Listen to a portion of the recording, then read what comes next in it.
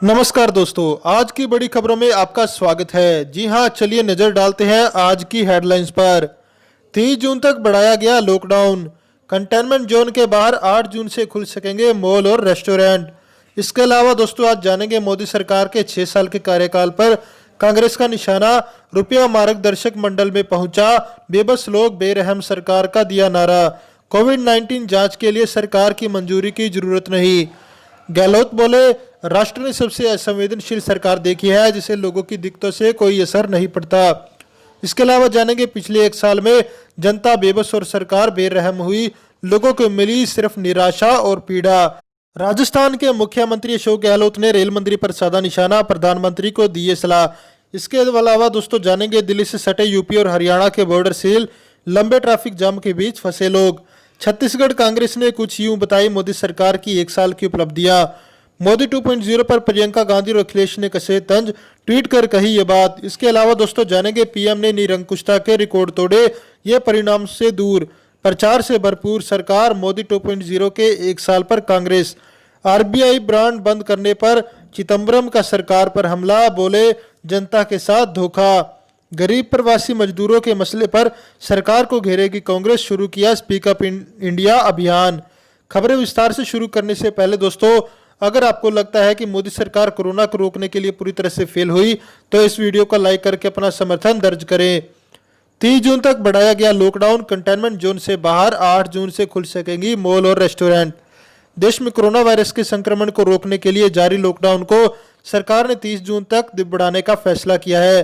हालांकि इस बार सरकार ने कंटेनमेंट जोन को छोड़कर बाकी जगहों पर मॉल और रेस्टोरेंट को भी खोलने की इजाजत दे दी है।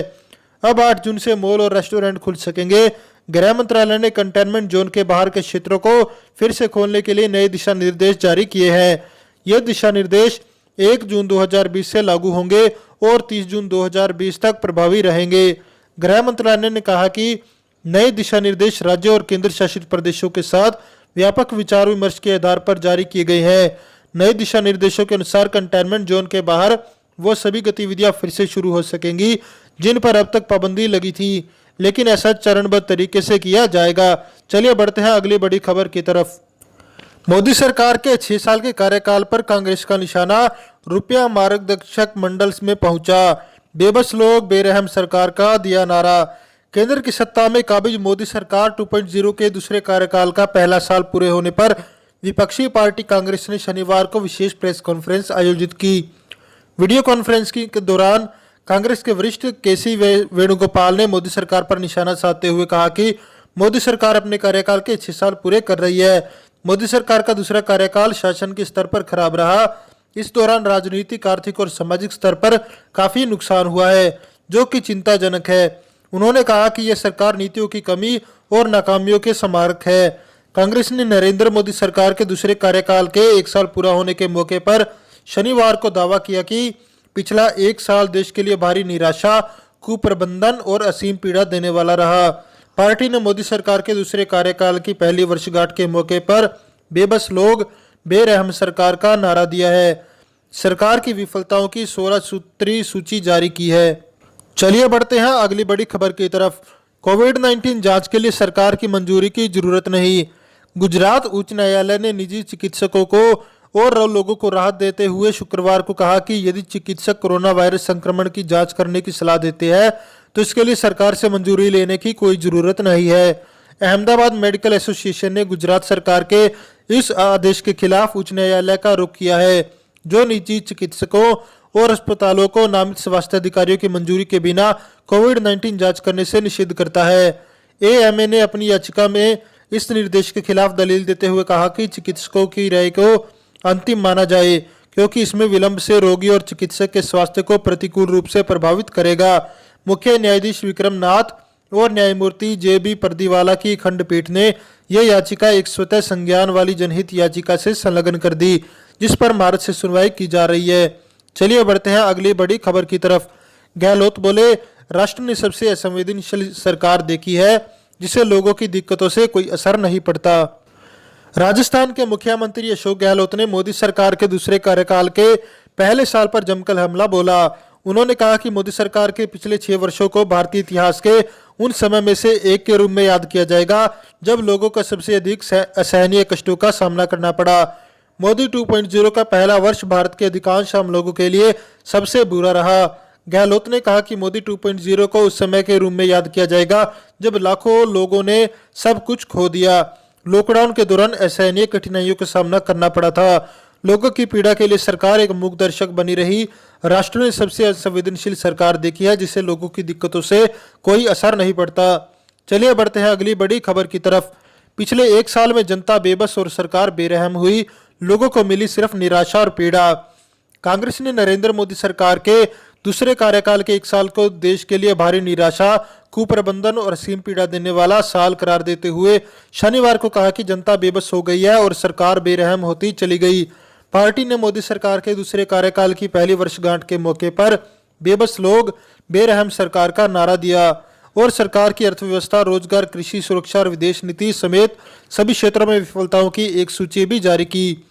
कांग्रेस के संगठन महासचिव केसी वेणुगोपाल ने वीडियो लिंक के माध्यम से संवाददाताओं से कहा, भारी निराशा, आपराधिक कुप्रबंधन एवं असीम पीड़ा का साल। 7वें साल की शुरुआत में भारत एक ऐसे मुकाम पर आकर खड़ा है जहां देश के नागरिक सरकार द्वारा दिए गए अनगिनत घावों व निष्ठुर असंवेदनशीलता की पीड़ा सहने को मजबूर है। दोस्तों, वीडियो में आगे बढ़ने से पहले आपसे छोटी सी रिक्वेस्ट है, आप इस वीडियो को लाइक कर दे, शेयर कर दे, क्योंकि आपका लाइक शेयर करना हमारी मेहनत का फल होता है। तो आइए बिना देर किए चलते हैं आज की अगली बड़ी खबर की तरफ। राजस्थान के मुख्यमंत्री अशोक गहलोत ने रेल मंत्री पर साधा निशाना, प्रधानमंत्री को दी ये सलाह। राजस्थान के मुख्यमंत्री अशोक गहलोत ने लॉकडाउन में फंसे श्रमिकों को उनके गृह स्थान पर पहुंचाने के लिए शुरू की गई श्रमिक विशेष ट्रेनों की लेट लतीफी को लेकर शनिवार को रेल मंत्री पीयूष गोयल पर निशाना साधा और प्रधानमंत्री को गोयल से उनका मंत्रालय लेने की सलाह दी। गहलोत के अनुसार भारतीय रेलवे में इस तरह की अर्थव्यवस्था कभी देखने सुनने को नहीं मिली। गहलोत ने ट्वीट किया, कम से कम 40 श्रमिक स्पेशल ट्रेनें देरी से पहुंची। एक ट्रेन को अपने गंतव्य तक पहुंचने में ही 9 दिन लग गए। अब तक 80 मौत हो चुकी है। उन्होंने आगे लिखा, मेरा प्रधानमंत्री को सुझाव है कि गोयल को बिना मंत्रालय का मंत्री बना दिया जाए, क्योंकि हमने भारतीय रेलवे में इस तरह की अर्थव्यवस्था अब तक कभी नहीं देखी। उन्हें यानी गोयल को केवल भाजपा के लिए धन जुटाने पर ध्यान केंद्रित करने दिया जाए। चलते हैं अगली बड़ी खबर की तरफ। दिल्ली से सटे यूपी और हरियाणा के बॉर्डर सील, लंबे ट्रैफिक जाम के बीच फंसे लोग। कोरोना वायरस संक्रमण के चलते दिल्ली से सटे राज्यों हरियाणा और यूपी ने अपने शहरों की सीमाओं को सील कर दिया है। दलील यह है कि दिल्ली से आए लोग इन शहरों में कोरोना फैला रहे हैं, इसलिए गुरुग्राम, फरीदाबाद, गाजियाबाद और नोएडा की दिल्ली से लगी सीमा पर ट्रैफिक जाम लग रहा है। लोग परेशान भी है। कोरोना के खौफ ने शहर और शहरों के लोगों को एक दूसरे से जुदा कर दिया है। कालिंदी कुंज पर दिल्ली नोएडा बॉर्डर का हाल कुछ ऐसा ही है। यहाँ यमुना का पुल दोनों शहरों को जोड़ता है, लेकिन आजकल इस पुल पर दूर तक ट्रैफिक जाम देखा जा सकता है। लोग परेशान है, लेकिन नोएडा पुलिस केवल उन्हें ही जाने दे रही है जिनके पास जरूरी पास है या उन्हें जो वाहन जरूरी सेवाओं में लगे हैं। चलिए बढ़ते हैं अगली बड़ी खबर की तरफ। छत्तीसगढ़ कांग्रेस ने कुछ यूं बताई मोदी सरकार की एक साल की उपलब्धियां। भारत में कोरोना वायरस संकट के बीच आज शनिवार भारतीय जनता पार्टी एनडीए सरकार के दूसरे कार्यकाल का 1 वर्ष पूरा होने का जश्न मना रही है। इस अवसर पर बीजेपी एक वर्चुअल रैली और कई प्रेस कॉन्फ्रेंस का आयोजन करेगी, जिसमें देश को केंद्र के 1 साल की उपलब्धियों से अवगत कराया जाएगा। इस बीच कांग्रेस ने मोदी सरकार 2.0 की पहली सालगिरह पर केंद्र को आड़े हाथ लिया। छत्तीसगढ़ की कांग्रेस इकाई ने ट्वीट कर केंद्र के 1 साल के कार्यकाल को जीरो बताया है। चलिए जानते हैं अगली खबर को। मोदी 2.0 पर प्रियंका गांधी और अखिलेश ने कसे तंज, ट्वीट कर कह दी ये बड़ी बात। नरेंद्र मोदी के नेतृत्व वाली केंद्र की एनडीए सरकार के दूसरे कार्यकाल के पहले वर्ष पर कांग्रेस महासचिव प्रियंका गांधी ने तंज कसा है। प्रियंका गांधी ने शनिवार को ट्वीट करते हुए प्रदेश में सुसाइड के एक मामले को उठाते हुए कहा, यह पत्र शायद आज 1 साल के जश्न वाले पत्र की तरह गाजे बाजे के साथ आपके पास ना पहुंचे, लेकिन इसको पढ़िए जरूर। हिंदुस्तान में बहुत सारे लोग आज इसी तरह कष्ट में है। वहीं अखिलेश यादव ने भी ट्वीट करते हुए कहा, जनता में विश्वास जगाए रखना भी सरकारों का ही दायित्व होता है। कांग्रेस महासचिव प्रियंका गांधी ने शनिवार को ट्वीट करते हुए लिखा, एक दुखद घटना में उत्तर प्रदेश के भानु गुप्ता ने ट्रेन के सामने आकर आत्महत्या कर ली। उसने अपने सुसाइड नोट में आर्थिक तंगी का हवाला दिया कि काम बंद हो चुका है। चलिए बढ़ते हैं अगली बड़ी खबर की तरफ। पीएम ने निरंकुशता के रिकॉर्ड तोड़े, ये परिणामों से दूर, प्रचार से भरपूर सरकार। मोदी 2.0 के एक साल पर कांग्रेस ने नरेंद्र मोदी सरकार के दूसरे कार्यकाल का एक साल पूरा होने पर कहा है कि ये साल देश को बहुत पीछे धकेलने वाला साल है। कांग्रेस ने इस साल को भारी निराशा, कुप्रबंधन और असीम पीड़ा देने वाला कहा है। कांग्रेस के संगठन महासचिव केसी वेणुगोपाल और प्रवक्ता रणदीप सुरजेवाला ने मोदी सरकार के दूसरे कार्यकाल का एक साल पूरा होने पर शनिवार की प्रेस कॉन्फ्रेंस में यह बात कही। बता दें कि प्रधानमंत्री नरेंद्र मोदी के नेतृत्व वाली सरकार ने दूसरे कार्यकाल के लिए 30 मई 2019 को शपथ ली थी। सरकार के दूसरे कार्यकाल का पहला साल आज पूरा हो चुका है। चलिए बढ़ते हैं अगली बड़ी खबर की तरफ।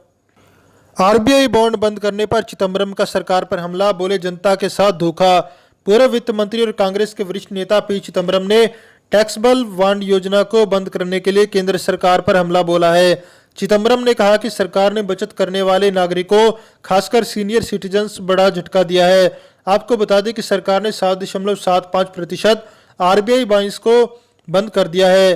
चिदंबरम ने अपने ट्वीट्स करते हुए कहा कि सरकार अपने नागरिकों को जोखिम मुक्त निवेश का विकल्प देने के लिए बाध्य है। चलिए बढ़ते हैं अगली खबर की तरफ। गरीब प्रवासी मजदूरों के मसले पर सरकार को घेरेगी कांग्रेस, शुरू किया स्पीक अप इंडिया अभियान। कोरोना वायरस के चलते जिस तरह से करोड़ों गरीब मजदूर मुश्किलों का सामना कर रहे हैं, देश की अर्थव्यवस्था की हालत काफी खराब हो गई है, जिसकी वजह से केंद्र सरकार विपक्ष के निशाने पर है। इस मुद्दे को अब कांग्रेस सरकार को घेरने की तैयारी कर रही है। मोदी सरकार को घेरने के लिए कांग्रेस ने आज से स्पीक अप इंडिया मुहिम की शुरुआत की है। इस मुहिम का मुख्य लक्ष्य गरीबों, प्रवासी मजदूरों, छोटे उद्योगों, मध्यम वर्गीय लोगों की मुश्किलों को लोगों के सामने रखना है। दोस्तों, इस वीडियो को लेकर आपका क्या कहना है हमें कमेंट करके जरूर बताएं। वीडियो को लाइक करें, चैनल को सब्सक्राइब करके घंटे का बटन को दबाएं। साथ ही साथ इस वीडियो को अपने दोस्तों के पास शेयर करें।